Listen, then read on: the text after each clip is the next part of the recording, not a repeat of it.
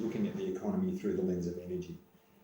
And it sounds terrible that we're economic beings. You know, we can't operate without being in the economic realm. Whether you have a job or not, it's irrelevant. You know, we're all subject to the forces of economics. So to look at our existence, we have to look through the lens of the economy, and to be able to understand the role of energy in that is crucial. And I think that understanding really does give rise to the possibility of a kind of grace and acceptance, and that this conversation around energy and the economy is one that can be had in communities, and that this gives a new understanding to their existence that can be shared.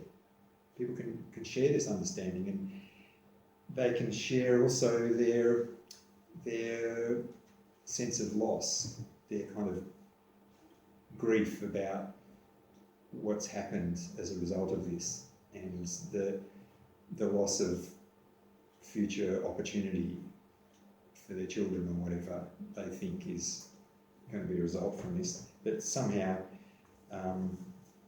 that their lives will be unfulfilled in the way that they thought they would be, and that there's a kind of grieving to be done, and that in Indigenous communities that's done as a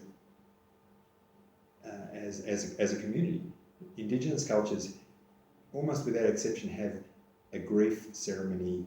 If it's not once a day, it's once a week, to grieve together for what's been lost, the animals that have died, the plants that have died, whatever else it is, people that have died in their community, and that this kind of grieving process has to be played out, because there's this writer researcher, Martin Pretchell, who says that unexpressed grief in a community expresses itself as a kind of toxicity that expresses itself as violence and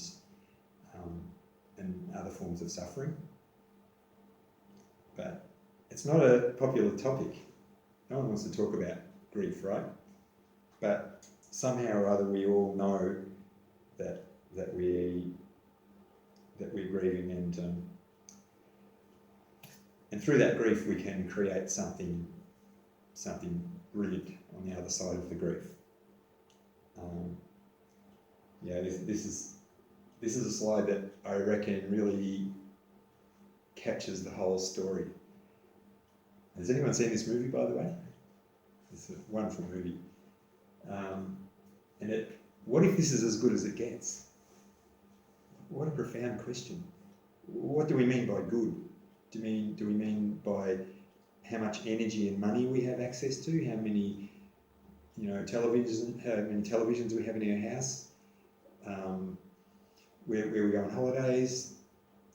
Is it that kind of good, or is the good really the sense of community and belonging and fulfillment? These are profound questions, I reckon, from this. But along the top here, I think this is brilliant as it relates to the transition streets idea. When the people you can't live with are the people you can't live without, are your neighbours. But we don't. Most people, or a lot of people, have some kind of conflict with their neighbours, but actually their neighbours are the people that they're going to need more and more. So I just think that's a lovely way to talk about it. And this is a whole other way of looking at our experience, is that this is really just the play of humanity, and that ours is to find our role in this great play.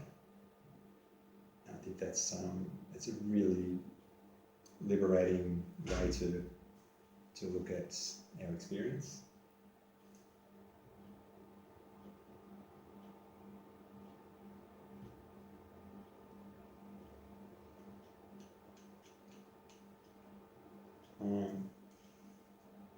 I need to give credit to this man. Does anyone know Thich Nhat Hanh? and Han is a Vietnamese Buddhist, Zen Buddhist monk, and he wrote a beautiful little book called The World We Have, and was groundbreaking for me, changed my whole perspective on this whole thing, that this is the world we have, and the ways that we can cultivate being grateful for what we have, and that's great. Hey, what's that mean, Rocky? I think it's a subtle hint. That's the way.